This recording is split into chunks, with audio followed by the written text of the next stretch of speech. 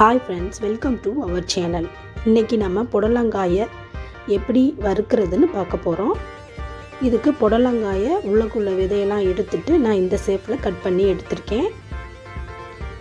இதுக்கு 1 டீஸ்பூன் கடுகுளுந்தம்பருப்பு, கருவேப்பிலை, 2 வரமிளகா, தேவையான அளவு உப்பு எடுத்துக்கலாம். இப்போ அடுப்பு பற்ற வச்சு கடாய் வச்சாச்சு. ஆயில் கூடவே நம்ம ஊற்றிக்கலாம். ஆயில் நல்லா ஹீட் ஆனோன்னே கடுகுளுந்தம்பருப்பு போட்டுக்கலாம். பட்டை மிளகா சேர்த்துக்கலாம். கருவேப்பிலையும் சேர்த்துக்கலாம்.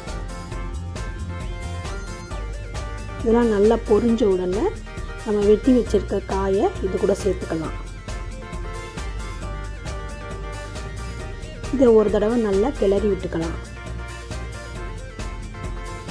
இதுக்கு தேவையான அளவு நம்ம உப்பும் சேர்த்துக்கலாம். இதை நம்ம அடிக்கடி கிளறி விட்டுக்கிட்டே இருக்கணும். தண்ணிலாம் ஊற்ற தேவையில்லை. இப்போ அடுப்பை நல்லா குறைச்சி வச்சுட்டு இதுக்கு ஒரு மூடி போட்டு மூடிக்கிடலாம்.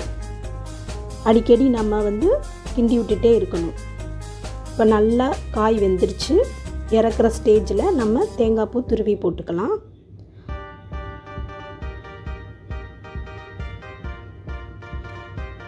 இப்போ இறக்கிடலாம். பருப்பு போட்டு வச்சு கொடுத்தா குழந்தைங்க சாப்பிட மாட்டாங்க. இந்த மாதிரி செஞ்சு கொடுத்தா விரும்பி சாப்பிடுவாங்க. இந்த வீடியோ பிடிச்சிருந்தால் லைக் பண்ணுங்கள், ஷேர் பண்ணுங்கள், மறக்காமல் சப்ஸ்கிரைப் பண்ணிடுங்க. தேங்க்யூ.